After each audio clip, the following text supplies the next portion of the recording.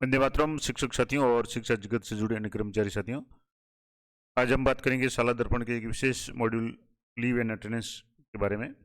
कई बार कई तरह की परिस्थितियां हो जाती है जिसके कारण अवकाश में कुछ समस्या आती है, तो इसके संबंध में शाला दर्पण के क्या रूल्स है। मान लो जैसे किसी कार्मिक ने 4 दिन का अवकाश लिया और अचानक उसका अवकाश स्वीकृत कर दिया, लेकिन कोई कारण नहीं हो या उसको अगर आवश्यकता नहीं है और 2 दिन बाद में वापस वो आ जाता है, तो उस प्रोसेस अवकाश को वापस कैसे 2 दिन में करेंगे। 4 दिन का CL ऑनलाइन अप्लाई कर दी, उसके बाद उसको प्रोसेस कर दिया विद्यालय स्तर से, उसका क्या प्रावधान रहेगा, या कोई गलत एंट्री होगी तो उसका क्या रहेगा। और इसके अलावा अन्य जो भी जैसे BLO वगैरह से संबंधित जो भी अवकाश या उसका क्या प्रोसेस रहेगा। तो ये जो मॉड्यूल है ये शाला दर्पण पोर्टल शाला दर्पण द्वारा ही एक लागू किया गया या जारी किया गया। अब इसमें सबसे पहला काम कि मैं ऑनलाइन आवेदन कैसे करूंगा। जो भी नए कार्मिक है जिनकी सेवा जो भी सेवा है वो शुरुआती है और शाला दर्पण पे अपना आवेदन करना चाहते हैं, तो सबसे पहले उनको स्टाफ लॉगिन में रजिस्ट्रेशन करना पड़ेगा। उसके लिए मैंने अलग से वीडियो बना रखे हैं। स्टाफ लॉगिन में आप जैसे रजिस्ट्रेशन करेंगे, उसके बाद में आपको खुद की ID से स्टाफ विंडो में जा करके अपनी जो भी लीव है वो अप्लाई करनी है। ये आप स्टाफ लॉगिन मोबाइल से भी कर सकते हैं और लैपटॉप, जो भी आपकी सुविधा हो उसमें जा करके आपको अवकाश से तो आवेदन करना है। अब अवकाश में आप किसी भी तरह के अवकाश का आवेदन कर सकते हैं, जिसमें आकस्मिक अवकाश है, मातृत्व अवकाश, रूपांतरित अवकाश, पितृत्व अवकाश, संतान पालन, वेतनिक, अवेतनिक, संवैतनिक, जितने भी अवकाश है सारे उसमें ऑप्शंस हैं। जिस भी अवकाश का आप मेंशन करेंगे उसी के अनुसार उसके कार्य दिवस कितने, कब से कब तक आप अवकाश पे जा रहे हैं, मुख्यालय पे रहेंगे या नहीं रहेंगे, वो सारी जानकारी आपको उसमें भरने के बाद उसको सबमिट करना है। तो जैसे ही आप अपने पर्सनल लॉगिन से सबमिट करेंगे, वो सारी जानकारी आपके विद्यालय लॉगिन में जो भी ऑप्शन है अटेंडेंस का उसमें शो हो जाएगी। अगर आपने लीव के लिए अप्लाई किया है तो वो भी वहाँ शो हो जाएगी। अब विद्यालय लेवल पे तो करेंगे, लेकिन अगर कार्मिक कैसे चेक करेगा कि उसकी जो आवेदन किया था, CL अप्लाई की थी, वो स्वीकृत या अस्वीकृत है। तो कार्मिक अपने यूजर लॉगिन का उपयोग करके उसमें से अवकाश वाला जो ऑप्शन है उसमें जा करके स्टेटस टैब में जब आप इस तरह देखेंगे तो उसमें अवकाश स्वीकृत है तो स्वीकृत आ जाएगा, अगर निरस्त किया हुआ है तो निरस्त, संशोधित, विचाराधीन, प्रोसेस्ड, रिजेक्टेड, अमेंडेड, पेंडिंग, इस तरह के अलग अलग तरह के ऑप्शन आएंगे। तो वो आप खुद की लॉगिन में भी दे सकते हैं। और संस्था प्रधान या PO द्वारा उपयुक्त में किसी प्रकार की कोई न कोई स्टेटस है वो जो भी होगा वो देखा जाएगा। अगर मान लो पेंडिंग है, इसका मतलब संस्था प्रधान ने ध्यान नहीं दिया या देखा नहीं है। अगर आपका प्रोसेस हो गया, इसका मतलब आपका अवकाश स्वीकृत कर दिया है। रिजेक्टेड हो गया, इसका मतलब रिजेक्ट कर दिया। तो जैसे भी हो आप अपने खुद के स्टाफ लॉगिन से भी चेक कर सकते हैं कि आपने जो आवेदन किया था अवकाश का उसका क्या स्टेटस है। उसके बाद कार्मिक द्वारा ऑनलाइन आवेदन करने के बाद अवकाश स्वीकृति या अस्वीकृति की कार्रवाई किसके द्वारा की जाती है। तो सीधी सी बात है कि ये काम संस्था प्रधान का है। तो कार्मिक द्वारा जो भी अवकाश पर्सनल लॉगिन में यानी स्टाफ लॉगिन में स्टाफ विंडो में जाकर के अप्लाई किया जाएगा, वो विद्यालय लॉगिन में शो हो जाएगा। जब विद्यालय में अटेंडेंस मॉड्यूल है वहाँ जाकर के जब देखेंगे तो वहाँ उसकी जो अप्लाई किया हुआ है वो वहाँ पेंडिंग शो होगा। अब इसमें संस्था प्रधान उसको स्वीकृत कर सकता है, निरस्त कर सकता है, संशोधित कर सकता है, विचाराधीन कर सकता है। जैसे भी इसमें ऑप्शन आएंगे, अलग अलग ऑप्शन है इसमें, जो भी है वो करेंगे।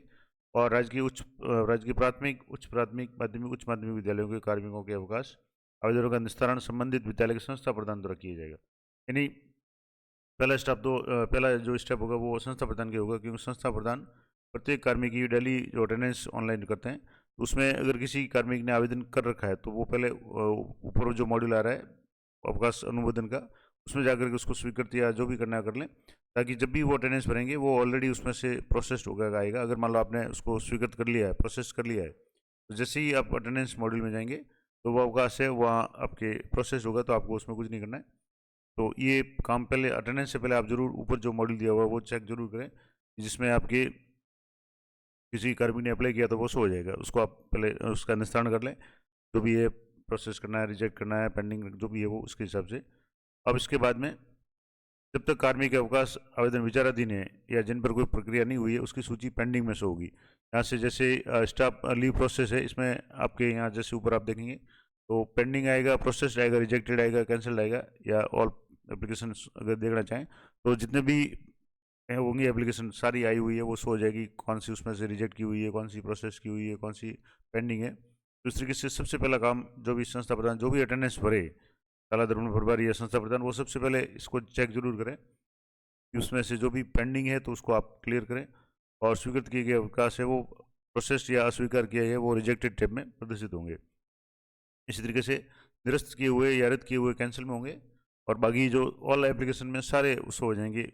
अब इसमें एक दो जो शब्द आ रहे हैं, एक तो है रिजेक्टेड और एक कैंसल्ड। दोनों में क्या अंतर है? तो दोनों में काफ़ी अंतर है। रिजेक्ट और कैंसिल दोनों अलग अलग चीज़ें। तो रिजेक्ट का मतलब हो गया कि किसी कार्मिक द्वारा अमुक दिनांक हेतु ऑनलाइन आवेदन किया गया, जिसे प्राथमिकता के आधार पर संस्था प्रदान संपूर्ण रूप से अस्वीकार कर दे। जैसे मान लो किसी कार्मिक ने सीएल के लिए अप्लाई किया और संस्था प्रदान उसको सीएल नहीं दे, या किसी कारण से विद्यालय में आना जरूरी है तो उसको रिजेक्ट करेंगे। रिजेक्ट करेंगे तो उसका अवकाश से वो निरस्त हो गया, उस कार्मिक को आना पड़ेगा। अब दूसरा है, यदि कार्मिक द्वारा गलती से स्वीकार कर दिया है, जैसे मान लो कोई तारीख है, एंटर गलत करनी थी लेकिन मोबाइल से किया, जल्दबाजी में किया, तारीख गलती हो गई और उसने प्रोसेस कर दिया और वो विद्यालय लॉगिन पे शो हो रहा है। अब उसको रिजेक्ट करना है या कैंसिल करना है, तो उसमें जैसे कार्मिक द्वारा गलत आवेदन है, जिससे गलत दिनांक हो गई, गलत अवकाश का प्रकार, मान लो सीएल लेनी थी और मेडिकल अप्लाई कर दिया, या इस तरीके का और कोई है, दिनों की संख्या 2 थी और 4 हो गई, इस तरीके का अगर कोई है, तो कार्मिक अगर अनुरोध करे तो संस्था प्रधान उसको अस्वीकार यानी रिजेक्ट कर सकता है। और किंतु यदि संस्था प्रधान अवकाश प्रोसेस कर दिया है तो वो रिजेक्ट नहीं होगा। तो ऐसी गलती अगर आपकी हो जाती है, आप एज ए एम्प्लॉई अपने स्टाफ लॉगिन से अगर कोई अवकाश के लिए अप्लाई कर रहे हैं और उसमें गलती हो जाए और आपको बाद में पता चले जब आपने उसको सबमिट कर दिया, तो आप तुरंत संस्था प्रधान से या शाला दर्पण प्रभारी से संपर्क करके उस जो भी अवकाश को आप रिजेक्ट करवा सकते हैं और नए सिरे से वापस उसको अप्लाई कर सकते हैं। अब कैंसिल में क्या होगा? कैंसिल के अंतर्गत किसी कार्मिक ने अमुक दिवस में आवेदन किया हो, उस अवधि में कार्मिक का अवकाश संबंधित द्वारा प्रोसेस होने के पश्चात पहले अटेंडेंस में अवकाश इंगित कर दिया गया हो और उसकी समाप्ति से पूर्व ही कार्मिक विद्यालय में उपस्थित हो जाता है।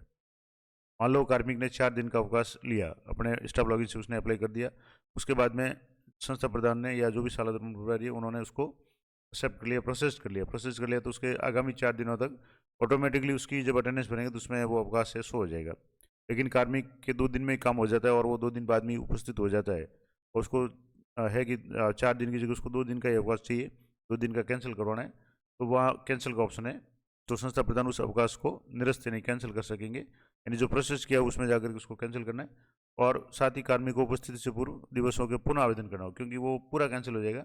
अब वापस उसको 2 दिन का जो भी आवश्यकता वो आप दोबारा अप्लाई करेंगे और उसको प्रोसेस करेंगे, उसका अवकाश है वो 2 दिन का रहेगा और 4 दिन वाला जो है वो कैंसिल हो जाएगा। इसमें एक उदाहरण भी दिया हुआ है कि जैसे किसी कार्मिक ने 29/1 से लेकर के 4/2 तक कुल 6 दिन का अवकाश है, आकस्मिक अवकाश सीएल के लिए आवेदन किया है और 2 तारीख को उसके राजपत्रित अवकाश है, तो 28/1 को ही संस्था प्रधान ने अवकाश स्वीकृत कर दिया, यानी उसने एक दिन एविडेंस भेजा अपने स्टाफ लॉगिन से और संस्था प्रधान उसको प्रोसेस कर दिया। किंतु अवकाश से पूर्व ही यानी 3/2 को ही विद्यालय में वो उपस्थित हो गया, यानी 4 तक की इसकी छुट्टी थी लेकिन 4 दिन में काम हो गया और 3 तारीख को विद्यालय में उपस्थित हो गया। अब जब उसकी अटेंडेंस फिल करेंगे तो उसका ऑलरेडी अवकाश है वो प्रोसेस्ड आ रहा है, तो उसका अवकाश ही आएगा, उसकी अटेंडेंस नहीं भरी जाएगी। तो ऐसी स्थिति में क्या होगा? क्योंकि अगस्त में अवकाश के प्रोसेस होने के साथ ही दैनिक उपस्थिति उसके सीएल या लीव भरा हुआ आएगा। जब उसकी अटेंडेंस भरने जाएंगे पूरे स्टाफ की, उसमें संबंधित कार्मिक का जिसका भी प्रोसेस हो चुका है उसमें ब्लैंक कॉलम नहीं आकर के उसका सीएल ऑलरेडी आएगा, उसको आप एडिट नहीं कर सकते। तो ऐसी स्थिति में क्या करना पड़ेगा? तो प्रोसेस टैब में जाकर के लीव कैंसिल का जो ऑप्शन है उसमें जाकर के उस लीव को कैंसिल करना पड़ेगा, तो पूरी कैंसिल हो जाएगी। उसके बाद में कार्मिक को कहेंगे कि आप 4 दिन का अवकाश है 29 से लेकर के 2 तारीख तक का, वही अप्लाई करें, ताकि उसके बाद में जब उसको प्रोसेस करेंगे तो 4 दिन का अवकाश रहेगा और बाकी के 2 दिन है वो वहाँ उसकी उपस्थिति है वो दर्ज हो जाएगी। जैसे मान लो ये एक एग्जाम्पल दिया हुआ है, जैसे मान लो यहाँ प्रेजेंट और ये लीव जैसे दूसरे नंबर के कार्मिक है, इसके यहाँ लीव है और लीव प्रोसेस हो चुकी है। अब ऐसी स्थिति में जब भी इसके अटेंडेंस भरेंगे तो वो लीव ऑलरेडी इसमें शो हो जाएगी। और अगर कार्मिक आ गया है तो यहाँ जो प्रोसेस किया हुआ था लीव डिटेल्स में यहाँ जाकर के उसको वापस एडिट करना पड़ेगा। तो ये प्रोसेस हो गया। यहाँ से जैसे इसका जो यहाँ प्रोसेस जो यहाँ लिस्ट में जाएंगे, यहाँ से वापस जो नया इसमें ऊपर जाके देखेंगे तो पेंडिंग आएगा। जो भी लीव प्रोसेस ऊपर जो है अटेंडेंस से के पास का एक जो मॉड्यूल है जिसमें प्रोसेस की हुई लीव की जब इसमें लिस्ट देखेंगे तो इसमें यहाँ ये प्रोसेस है और उसके आगे बटन है लीव कैंसिल का, तो यहाँ जाकर के आपको लीव है उसको कैंसिल करना है। और जैसे लीव कैंसिल करेंगे तो उसकी पूरी लीव कैंसिल हो जाएगी। उसके बाद में उस कार्मिक को कहना है कि आप यहाँ रिमार्क डाल दें कि भाई कार्मिक क्यों लीव कैंसिल करवाना चाहता है, और रिमार्क डालने के बाद आप येस करेंगे तो सारा 4 दिन 6 दिन की है वो कैंसिल हो जाएगी। उसके बाद में उसको दोबारा है वो वापस कार्मिक को अपने लॉगिन से ही 4 दिन की अप्लाई करनी पड़ेगी, और जैसे 4 दिन की करेंगे वापस उसको प्रोसेस करेंगे तो वो 4 दिन की अटेंडेंस हो जाएगी, और आगामी 2 दिन जब वो उपस्थित हो गया तो उसकी उपस्थिति है वो आप दर्ज कर पाएंगे। अब यदि स्टाफ लॉगिन पर गलत अवकाश दर्ज करने के बाद मैं आवेदन संशोधन कैसे कर सकता हूँ? तो यदि कार्मिक ने गलत आवेदन का अवकाश कर लिया है, या गलत प्रकार, तारीख गलत है, अवधि गलत है, तो आप स्टॉप लॉगिन में एडिट बटन के माध्यम से पुनः आवेदित जो भी आवेदन है उसको संशोधित कर सकते हैं। लेकिन यदि कार्मिक के आवेदन को संस्था प्रधान ने प्रोसेस कर लिया है, तो वो कार्मिक अपने लेवल से नहीं कर सकता। जब तक संस्था प्रधान उसको प्रोसेस नहीं करेंगे तब तक कार्मिक है अपने स्तर भी इसमें एडिट का ऑप्शन है, लेकिन जैसे ही वो प्रोसेस हो जाएगा वहाँ से एडिट का ऑप्शन हट जाएगा, तब उस स्थिति में आपको संस्था प्रधान से संपर्क करके वहाँ उसको आपको जो प्रोसेस कर दिया उसको आपको रिजेक्ट कैंसिल करवाना पड़ेगा, और कैंसिल करवाने के बाद में आपको नए सिरे से आवेदन करना पड़ेगा। अब कार्मिक की दैनिक उपस्थिति शाला दर्पण पे कहाँ भरी जाती है, सबको मालूम है। स्टाफ विद्यालय का जो भी स्टाफ टैब है उसमें जाकर के स्टाफ अटेंडेंस जो मॉड्यूल है उसमें जाकर के भरी जाती है, और इसके लिए संस्था प्रधान या पीओ जो भी है वो जिम्मेदार रहते हैं। हालांकि ज़्यादातर काम ये जो भी शाला दर्पण प्रभारी है वो कर लेते हैं, और उस रजिस्टर को देख करके करते हैं, उपस्थित रजिस्टर को। एक इम्पोर्टेंट बात यह है कि संस्था प्रधान या पीओ जो भी है विद्यालय दिनांक के पूर्व या पश्चात का उपस्थिति नहीं दर्ज कर सकते। जैसे मान लो आज की उपस्थिति है तो आज ही आपको शाम तक, या यथासंभव तो आप विद्यालय समय में कर लें, लेकिन किसी कारण से कोई नेटवर्क इशू वगैरह हो तो आप शाम तक या देर रात तक भी, यानी उसी तारीख को आप कर सकते हैं, अगले दिन उस उपस्थिति को आप नहीं कर सकते। तो ये जरूर ध्यान रखें, उपस्थिति हमेशा समय पे कर लें, और एक बार चेक भी कर लें। कई बार शाला दर्पण भी साइड इशू रहता है तो ये समस्या हो जाती है, और विद्यालय पीओ की जो उपस्थिति होने पर आपके जो भी कार्मिकों का है वो रंग है हरे रंग में प्रदर्शित हो जाएगा, इसका मतलब उनकी उपस्थिति हो चुकी है। इस तरीके से जैसे आप चेक करेंगे, अगर आपका विद्यालय पीओ विद्यालय है, अटेंडेंस में जाकर के आप देखेंगे तो आपके अटेंडेंस जितने भी विद्यालय हैं सभी की अटेंडेंस है, और यहाँ से आपको राइट कनेक्शन आएगा, इसका मतलब है उनकी सभी की अटेंडेंस हो चुकी है। अगर किसी की नहीं है तो वहाँ के संस्था प्रधान को आप सूचित कर सकते हैं कि आप अटेंडेंस तुरंत उसको ऑनलाइन करें। यदि किसी कार्मिक ने ऑनलाइन अवकाश से तो आवेदन नहीं किया तो उसकी उपस्थिति कैसे दर्ज होगी? मान लो किसी विशेष परिस्थिति में कोई कार्मिक है, टेक्निकल इशू हो सकता है या इमरजेंसी है, उस कारण से वो अपने पर्सनल लॉगिन से, स्टाफ लॉगिन से आवेदन नहीं कर पाता है, और संस्था प्रधान को किसी अन्य माध्यम से सूचित करता है, किसी के साथ एप्लीकेशन दे करके या मैसेज करके, फ़ोन करके कि भाई मैं अस्पताल में हूँ, या उसका कोई रिलेटिव है, मान लो किसी व्यक्ति का एक्सीडेंट हो गया, दुर्घटना हो गई, या बीमार पड़ गया, उसका कोई रिलेटिव संस्था प्रधान को फ़ोन करके कहे कि भाई ये अमुक आदमी 4 दिन तक अवकाश में रहेगा, तो ऐसी स्थिति में संस्था प्रधान है ऑन लीव का उपयोग करके उनकी अटेंडेंस है वो फिल कर सकते हैं। और जब भी वो व्यक्ति वापस आएगा तो उसकी जो भी मेडिकल होगी, CLPL जो भी होगी वो वहाँ दर्ज हो जाएगी। इसके अलावा मैं विद्यालय में उपस्थित हो गया हूँ किंतु किसी कारणवश मुझे अवकाश चाहिए, तो क्या होगा? मान लो जैसे आप आ गए, विद्यालय में आ गए और आपकी उपस्थिति भी हो गई और उपस्थिति मार्क कर दी शाला दर्पण पे। अब आप जैसे संस्था प्रधान द्वारा किसी भी स्थिति में उसका संशोधन नहीं है तो कार्मिक द्वारा स्वयं के लॉगिन से ऑनलाइन आधे दिन का आवेदन किया जाएगा, और जिसे संस्था प्रधान द्वारा जो प्रोसेस करेंगे तो स्वतः वो आवेदन है वो उसमें उपस्थिति है वो आधी हो जाएगी। तो ये आप एक बार करके देख लें अगर ऐसा है तो, और वरना अन्यथा आपकी ने एक बार ऑनलाइन कर ली तो आप रजिस्टर में है तो वो जरूर उसमें कर लेंगे आधे दिन का अवकाश। और एक बार कार्मिक है वो अपने स्तर से वापस उसको आधे दिन का अप्लाई करेगा तो वो ऑप्शन आ जाएगा। शुरुआत में ये समस्या थी कि आधे दिन में ऑप्शन नहीं आ रहा था, या शुरुआत का ऑप्शन आ रहा था, हाफ डे का बाद का नहीं आ रहा था, इस तरह की समस्या थी। लेकिन एक बार आप ये इसको चेक कर जरूर कर लें। मैंने अभी इसको फिलहाल चेक नहीं किया तो मैं क्लियर करके अगर आपके समस्या आती तो मैं बता दूंगा। अगला है कि अगर किसी कार्मिक को BLO के कार्य के लिए निश्चित अवधि के लिए रोज आधे दिन हेतु कार्य मुक्त करना है तो उपस्थिति कैसे दर्ज की जाएगी? तो चूंकि BLO का काम कार्य तो किसी भी प्रकार का अवकाश नहीं दिया जाता, तो कार्मिक को स्टाफ टैब में एम्प्लॉय मूवमेंट रिलीविंग में उचित कारण चयन कर कार्य मुक्त किया जाए, और डेली स्टाफ अटेंडेंस में इलेक्शन ड्यूटी विकल्प का चयन किया जाए। तो ये भी एक नई बात है कि जो BLO के लिए अगर कोई जा रहे हैं तो उसके लिए एम्प्लॉय मूवमेंट रिलीविंग एक नया टैब शाला दर्पण पे है, और वहाँ जा कर के आप उसको उस आधे दिन के लिए या जितना भी आवश्यक है उसके लिए आप उसको रिलीव कर लें, और स्टाफ में उसमें इलेक्शन ड्यूटी का है वो विकल्प है वो आप चयन कर सकते हैं। अवकाश की गणना किस प्रकार की जाएगी? तो अवकाश की गणना है असैनिक सेवा नियम के अनुसार ही, यानी जो भी नियमानुसार है वो ये होंगे।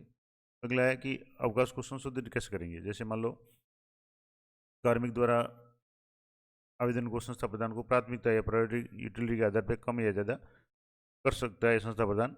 उदाहरण के लिए किसी कार्मिक ने 5/1 से लेकर के 15/1 तक 10 दिन के लिए आवेदन कर लिया, और 3/1 को ऑनलाइन भी कर दिया, यानी 2 दिन पहले उसने ऑनलाइन कर दिया। किंतु विद्यालय में कार्य अधिकता है और या इसी के कारण से या और भी कोई अर्जेंट कोई विद्यालय में काम है तो उस तारीख को प्रोसेस किया जाना संभव नहीं है। तो स्व विवेक से अवकाश की अवधि को कम कर सकते हैं, क्योंकि जैसे आपको पता है कि जो CL है वो वैसे भी अवकाश नहीं है, वो एक संस्था प्रदान के विवेक से वो दे सकता है, मना भी कर सकता है, और बिना प्रोसेस किए अवकाश स्वीकृत नहीं किया जा सकेगा। और जब तक संस्था प्रदान द्वारा कार्मिक के अवकाश आवेदन पर कोई क्रिया नहीं होगी, कार्मिक को नियमित रूप से उपस्थिति देनी होगी।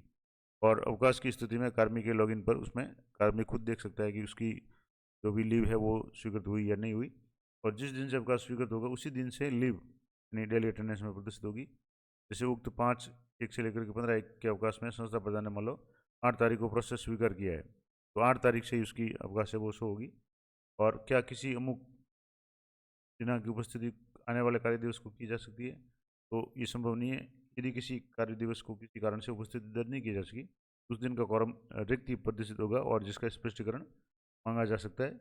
और मान लो किसी कारण से आपकी उपस्थिति में कुछ गलती हो गई है, उसमें अगर करेक्शन करते हैं तो हालांकि अभी ऑप्शन एक बार चेक कर लें, नहीं है तो आप CBO कार्यालय से पहले जो ऑप्शन था उसमें जाकर के आप ये कर सकते हैं।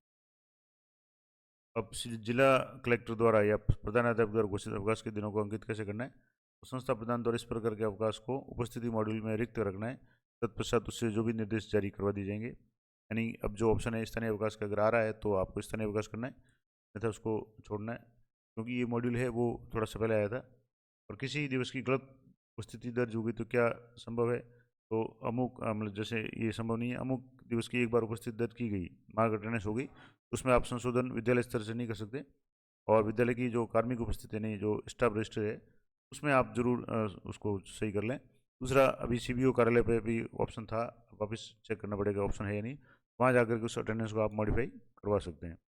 और अगर आप किसी माह की उपस्थिति देखना चाहें तो साला दर्पण पे स्टाफ में डेली अटेंडेंस रिपोर्ट अटने है, उसमें जाकर के प्रत्येक माहवार है वो विद्यालय की उपस्थिति है वो आप देख सकते हैं। तो ये कुछ CL या जो भी किसी भी तरह का अवकाश है उसके संबंध में जानकारी थी कि साला दर्पण पे किस तरीके से अप्लाई करेंगे, अगर मान लो रिजेक्ट क्या होगा, प्रोसेस या हो गया तो उसका क्या मतलब हुआ, या रिजेक्ट के बाद में कैंसिल है तो वो कैसे कैंसिल करेंगे।